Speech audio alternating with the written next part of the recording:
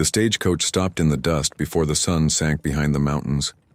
The door opened slowly, as if it were afraid of what it might find outside. A woman stepped down, holding nothing but a small, worn suitcase. Her dress was dirty from the journey, but her eyes carried something heavier than the road. Shame. The people on Main Street stopped to look. No one said a word, but everyone was thinking the same thing. Who is that woman, and why did she arrive alone? She lowered her head and walked slowly, like someone carrying a secret on her shoulders. No one knew it yet, but that arrival would change Silver Creek forever. And it would change, most of all, the life of a man who lived alone at the end of the street. Silver Creek was a small town, surrounded by dry hills and a narrow river. The wooden houses lined up along Main Street, between the sawmill and the white church. The church bell marked the hours, and the wind stirred up dust between the tied-up horses. It was a place where everyone knew each other and where no secret lasted very long. The women traded news at the dry goods store. The men argued about cattle prices in front of the saloon, hats pulled low against the sun. Sheriff Thomas Doyle made his rounds every afternoon, checking doors and greeting the townsfolk. It was a frontier town, hard as the ground beneath it, but still capable of taking someone in. Silver Creek had its unwritten rules. The first one said that a stranger had to prove who they were before being accepted. The second one said that a rumor, once let loose, ran faster than any horse. That afternoon, those two rules were about to collide. At the end of Main Street, near the forge, lived Jacob Hale. Jacob was a blacksmith, a man with calloused hands and few words. He had lost his wife 3 winters before when the fever swept through town. Since then, he had lived alone in a simple house, beside the workshop where he forged horseshoes and tools. Jacob did not talk about the past. He worked from sunrise to sundown, and that was enough to fill the empty days. The townsfolk respected his silence, but few understood his loneliness. He had a spare room at home, the room that was meant one day for a son who never came. Jacob had kept that door shut for months, not only out of sadness, but because opening that room would mean accepting that life went on without her. He was a man of few friends, but of an honesty that no one ever questioned. When Jacob gave his word, he kept it, even when it cost him dearly. It was that very honesty that fate, without his knowing it, was about to put to the test. The woman's name was Emily Carter, though few people in Silver Creek knew her name that first night. She had come from Redwood Hollow, a town 3 days' journey away. In Redwood Hollow, Emily had been accused of a theft she did not commit. The church money had disappeared the same week her husband died, suddenly and without explanation. People pointed fingers at her because it was easier to blame the widow than to investigate the truth. Emily fled before the accusation could turn into a trial, not because she was guilty, but because she knew no one there would believe her word. She carried with her only a suitcase, a few coins, and a shame that was never hers to carry. Emily did not know what she would find in Silver Creek. She only knew that she needed a place to start over, even if it was a cold and suspicious one. What she did not expect was to find on her very first night a man willing to listen before he judged. The stagecoach left her in front of the town's only inn. Emily walked in exhausted and asked for a room for the night. The innkeeper, Mrs. Wren, looked at the worn suitcase and the dress dirty from the road. "We have no rooms available," she said, though everyone knew there were 2 of them empty. Emily insisted politely, explaining that she had traveled 3 days and had nowhere else to go. Mrs. Wren shook her head, and a few customers in the parlor laughed under their breath. One of them muttered something about a woman traveling alone and trouble that follows certain people. Emily felt her face burn with shame, but she did not answer. She stepped out into the street, the light already fading, not knowing where to go. It was then that Jacob Hale, walking back from the forge, saw her standing alone in front of the inn. He did not know the woman, did not know her name or the story she carried, but he saw the exhaustion in her eyes and recognized something there that he knew well himself.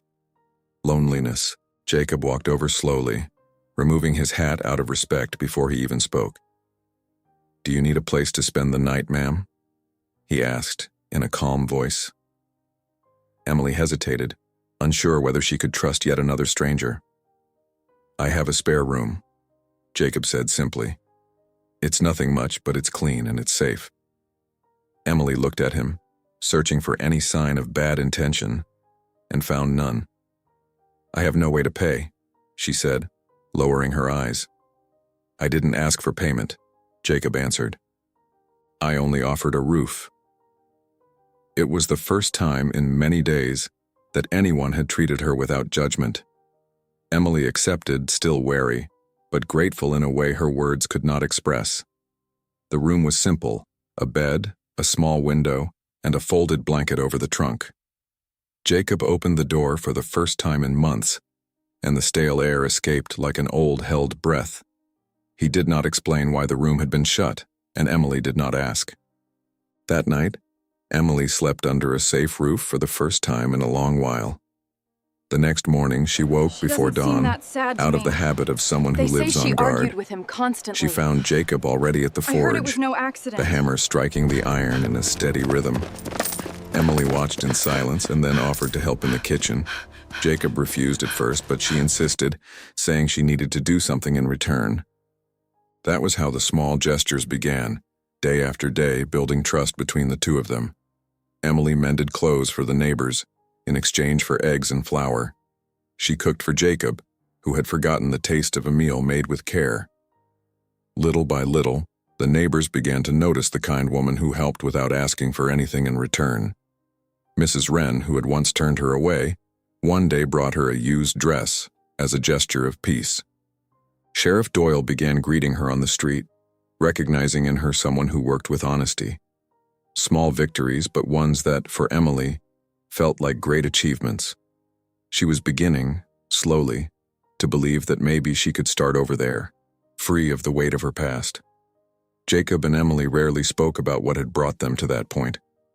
But one night, sitting on the porch, he told her about the wife he had lost. Emily listened in silence and then, for the first time, told part of her own story. She did not tell everything, only enough. That she had been accused of something she did not do, and that she had fled. Jacob did not ask for details, did not ask for proof, did not demand explanations. I know honest people when I see them, he said, and I see one standing in front of me. Emily felt her eyes fill with tears, because it had been a long time since anyone had trusted her that way. That trust, simple and unconditional, was worth more than any coin. With every week that passed, the respect between them grew in silence. Respect turned into admiration, and admiration began to turn into something deeper. Neither of them named the feeling, but both felt it growing slowly like corn in the field. The peace of Silver Creek, however, would not last forever. A month after Emily's arrival, a rider entered town at dusk. He wore a dark coat and carried a folded wanted poster in his pocket. He was a bounty hunter named Silas Boone, known for never coming back empty-handed. Silas stopped in front of the saloon and asked about a woman named Emily Carter. The news spread through town faster than fire through dry straw. The poster showed Emily's face, accusing her of theft and complicity in her husband's death. Silas claimed she had fled from justice and that there was a reward for her capture. The townsfolk who had once treated her with kindness began to look at her with suspicion. Rumors started up again, each one darker than the last. She fooled us, a man in the saloon said, living among us like she was innocent. Mrs. Wren, who days before had given her address, now shut her door whenever Emily walked by. Emily felt the ground give way beneath her feet, as if the shame had come back twice as strong. That night Silas went to Jacob's house, demanding that he hand the woman over. She's wanted for theft and for being an accomplice in a death, Silas said without hesitation. Hand her over, and there won't be any trouble for you. Jacob looked at the bounty hunter, not moving from the doorway. I've known this woman for a month, Jacob said, and I've seen nothing in her but honesty. Silas laughed, without humor.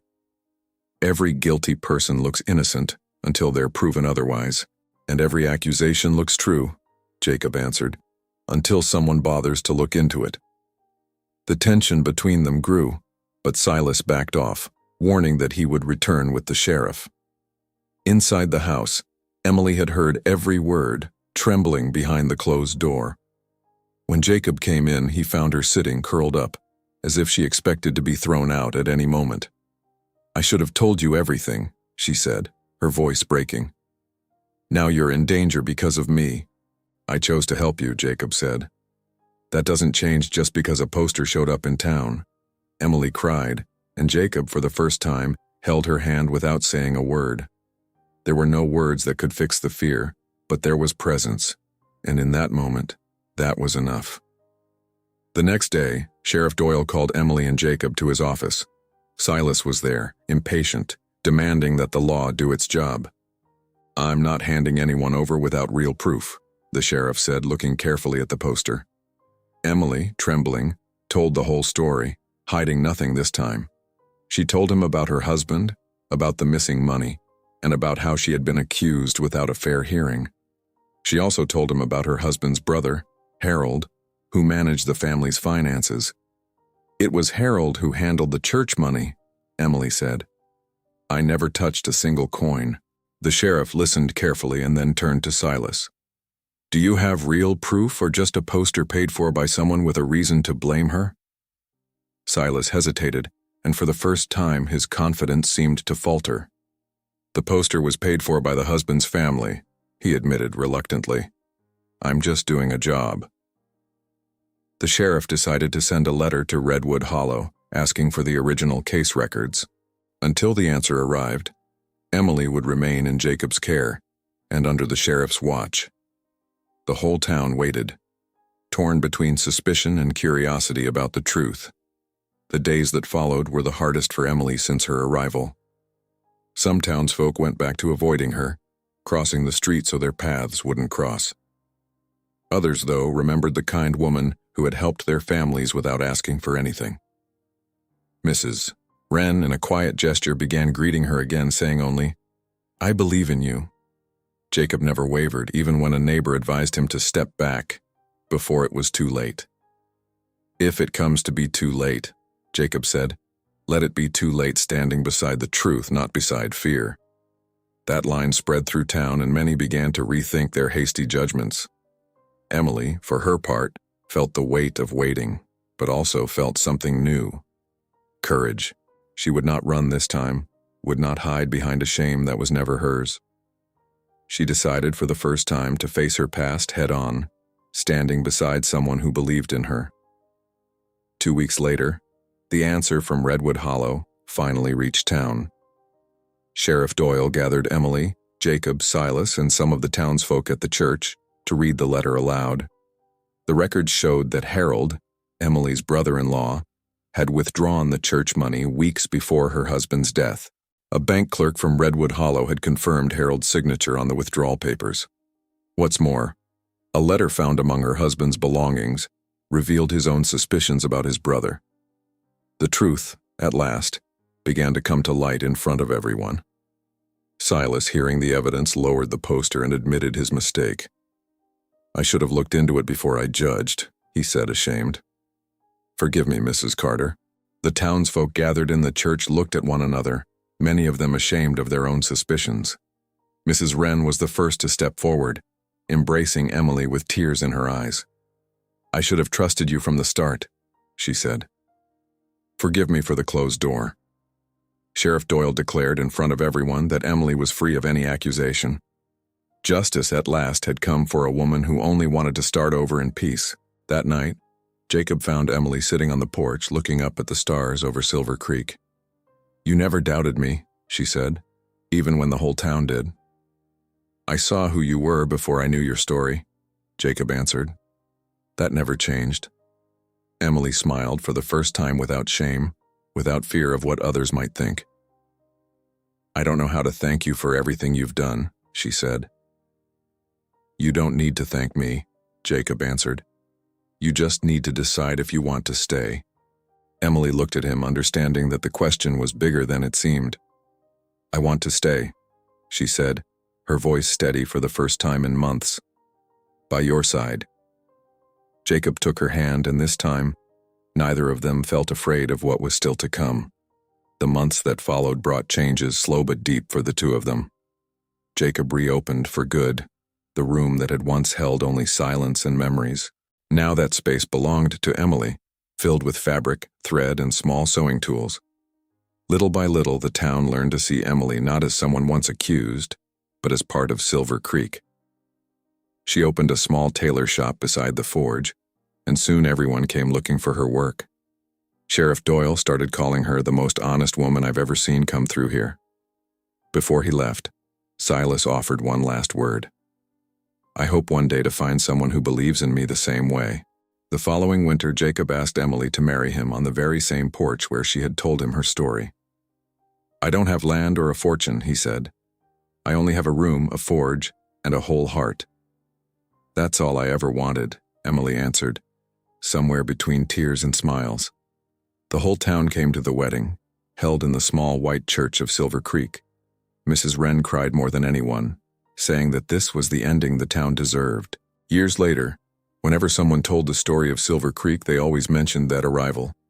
They spoke of the woman who stepped down from the stagecoach, ashamed, not knowing if she would be accepted, and they spoke of the man who, asking for nothing in return, offered a room and a fresh start. I have a spare room, the story said he told her on that first uncertain night. Those simple words became, for many, a reminder of what kindness can build. Emily and Jacob raised a family there, surrounded by neighbors who learned to doubt less and trust more. And every time a stagecoach stopped in Silver Creek, someone remembered the story of the two of them. The shame that turned into courage, the suspicion that turned into justice, and the loneliness that turned into love.